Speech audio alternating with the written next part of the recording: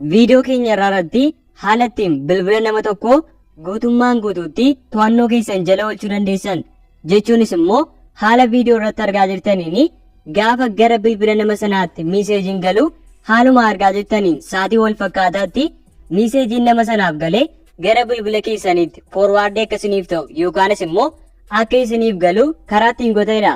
Kana fayyadamuudhaan immoo sooshaal miidiyaa isaa kanneen akka WhatsAppii, Telegiraamii, Imoo, Feesbuukii fi kanneen biroo guutummaan guutuutti verification koodii galuufiin xallafuu dandeessu. Garuu immoo wanti isin hubachuu qabdanii viidiyoo kana kanan isiniif hojjechaa jiruu fi educational purpose yookaanis immoo akka irraa barattaniin malee namoota biraa irratti dabaka yaadanii miti.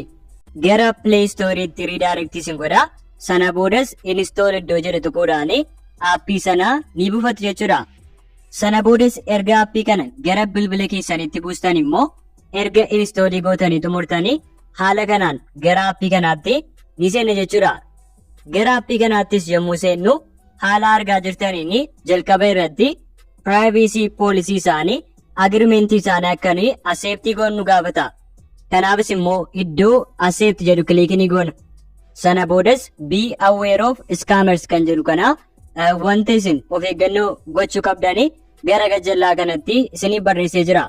Kanaafis immoo isa dubbisuudhaan gara gajjallaatti proceed ni jettu. Sana boodas erga isa tuqxanii booddee amma immoo permission nu gaafata. Aappiin kun hojjechuudhaaf permission waan barbaaduuf haala argaa jirtaniin alloo jechuun permission isaanii kennitu. Ammas gaafa inni permission isin gaafatu alloo ni jettu. Ammas alloo ni jettu. Sana boodas haala argaa jirtaniin aappii kanaaf guutummaan guutuutti permission isaa kennineerraaf.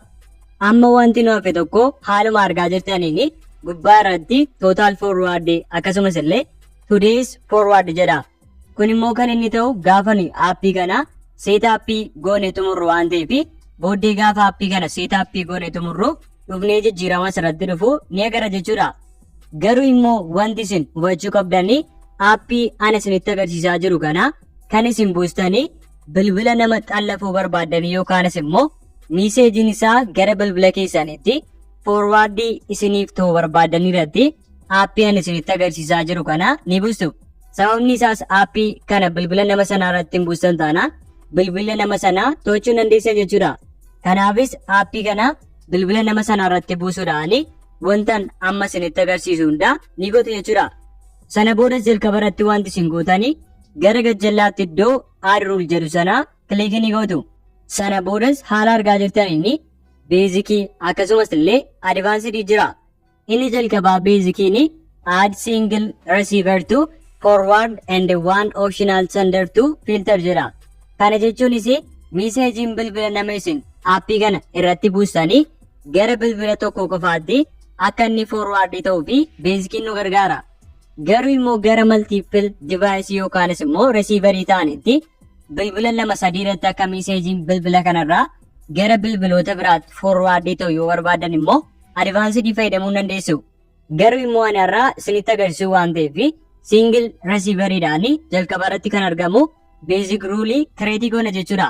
Kanaafis iddoo create basic rule jedhu sana kliik ni gootu. Sana boodas jalqaba irratti rule name iddoo jedhu sana haala kanaan wanta barbaadan maqaa barbaadanii haala kanaan itti ni galchattu. Arraandamiimaa booniiteek jedhee haala kanaan rule name itti nan godhadha. Akkasumas illee gara gajjallaatti iddoon baay'ee barbaachisaa ta'e iddoo kontaaktitu forward SMS jedhudha. Kana jechuunis lakkoofsa bilbilaa garatti miiseejiin kun bilbila kanarraa forward ta'udha. Kana jechuunis aappii kana bilbila nama to'achuu barbaanne irratti buusne waan ta'eef lakkoofsa bilbilaa kan keenyatti galchina. Lakkoofsa bilbilaa kan keessan asirratti galchattu. Haala argaa jirtaniin lakkoofsa bilbilaa koo asirratti haala kanaan nan galchadha. Sana boodas lakkoofsa keessanii haala kanaan seeraan ilaaltanii yoo galchitan malee booddee irratti aappiin kun hin hojjetu nuuf ta'uu dide jettanii akka koomentiin barreessinetti haalan isinitti agarsiisaa jiruun jalqaba irratti aappii kana bilbila nama to'achuu barbaadan irratti buusu. Sana boodas immoo wanta nama isinitti agarsiise hunda bilbila nama sanaa irratti gochuun isteeppii isa kana irratti gaafa ruulii kireetii gootan jalqaba irratti ruulleemii lammata irratti immoo lakkoofsa bilbilaa kan keessanii aappii kana irratti haala argaa jirtanii kontaaktitu forward SMS iddoo jedhu irratti haala kanaan ni galchattu jechuudha. Sana booda ammaa ruulii keenya kireetii goone xumurreef. Kanaafis wanta nuti xumura irratti goonu seef iddoo jettu sana al tokko ni cuqaastu. Sana boodas yommuu isin seefii gootanii haala argaa jirtaniin ruulii kireetii nuun jedha. Kana jechuunis amma ruulii amma barbaanne sana kireetii gooneera. Amma kan nuuf hafe akka ruulii nuyi kireetii goone kun hojjechaa jiru akka meeseejiin bilbila kanarraa gara lakkoofsa nuyi itti galchineetti yookaanis immoo gara bilbila keenyaatti foorwaardii nuuf ta'e cheekii gochuudhaaf iddoo teest jedhu sana kilikii godha. Haala argaa jirtaniin yoo barbaaddanii meeseejii mas keessa jiru raandamilii teestii gochuu dandeessu. Garuu immoo akka isin amansiisutti meeseejii anas irratti barreessu seeraan ilaala. Haala argaa jirtaniin ammanii booniseek YouTube channel jedhanii booksii meeseejii kana keessatti nan barreessa jechuudha. Booniseek YouTube channel jedhee haala kanaan booksii meeseejii sana keessatti barreessuudhaan teest gaafan jedhu gara bilbila kootti meeseejiin bilbila kanarraa foorwaardii naaf ta'a jechuudha. Haaluma argaa jirtaniin kan isin gootan yoo barbaadan meeseejii sana qofa jijjiiruudha malee wanta biraatti hin gootan. Akkuma argitan gaafa asirraa immoo teesti kan jedhu kana tuqu automaatikaalii gara gajjallaatti argitan text SMS sent successfully kan jedhutu isinii barreeffama. Kana jechuun meeseejiin asirraati teestii gochaa jiru kuni gara bilbila kootti foorwaardii naaf ta'eera.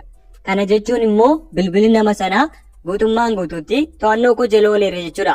Akkuma viidiyoo irratti argaa jirtan wantan amma asirraa teestii tuqee gara bilbila koottis sa'aatii wal fakkaataatti naaf galaa jira jechuudha. Akkasumas illee amma immoo meeseejii muraasaa gara bilbila xallafne jirru kanatti meeseejii muraasa erguudhaan haala ittiin gara bilbila kootti immoo foorwaardii ta'uu isinitti agarsiisu. Akkuma viidiyoo irratti argaa jirtan bilbilli karaa lakkoofsa tokko irratti barreessee jiru kuni kanan aappii sana irratti buusuudhaan to'annoo koo jalatti jechuunis immoo lakkoofsa bilbilaa koo itti galchedha. Inni karaa lakkoofsa lamaa jiru immoo bilbila kan koo lakkoofsa bilbilaan aappii sana irratti galchee siimii sana kan of keessatti qabatedha. Amma gara lakkoofsa tokkootti gaafan meeseejii bilbila biraadhaan ergu haala kanaan gara bilbila isa xallafamee jiru itti gaafa meeseejiin galu yeroo wal fakkaataatti gara bilbila lakkoofsa bilbilaa ansila fayyadamuudhaan bilbila sana xallafeetti haala kanaan naaf galaa jira jechuudha. Isin immoo kana fayyadamuudhaan haala kamiin bilbila nama tokko sooshaal miidiyaa isaa xallafuu dandeenya yoo ta'an immoo bilbila keessan irratti gara feesbuukii deemuun lakkoofsa bilbilaa namni sun ittiin sooshaal miidiyaa banatee jiru deemtanii itti galchuun forgootii ni gootu. Yeroo sanatti immoo koodiin gara bilbila nama bilbilli isaa xallafamee jiru yookaan immoo aappii foorwaard SMS kana irratti buusee jiru gaafa meeseejiin galuuf meeseejiin koodiin verifikeeshinii galuu fi gara bilbila keessanitti waan galuu fi haala kanaan salphaatti bilbila nama sanaa yookaan immoo sooshaal miidiyaa isaa kanneen akka feesbuukii, telegiraamii, iimoo fi kanneen biroo to'achuu yookaanis immoo keessa lixxanii meeseejiin haa ta'u suuraan namoota waliin waliif ergu wantoota hundumaa to'achuu dandeessu jechuudha. Akkuma nama isinitti hime wanti isin gootan verifikeeshin koodiin gaafa bilbila isaanii irratti galu gara kan keessaniittis automaatikaalii waan foorwaardii isiniif ta'uu fi salphaatti karaa kanaa bilbila isaanii to'achuu dandeessu. Akkuma jalqaba irratti isiniif kaase immoo viidiyoo kana kanan isiniif hojjedhee fi wanta gaariif yookaanis immoo akka barnootaatti akka fayyadamtaniin malee namoota irratti akka daba yaaddaniin miti. Egaan viidiyoon keenya irraa kana fakkaata ture. Wanti isiniif hin galle tokko yoo jiraate koomentii irratti naaf barreessaa amma naa danda'ametti isiniif deebisuun yaala. Akkasumas illee viidiyoo ajaa'ibaan haga walitti deebinutti immoo nagaan naaf tura.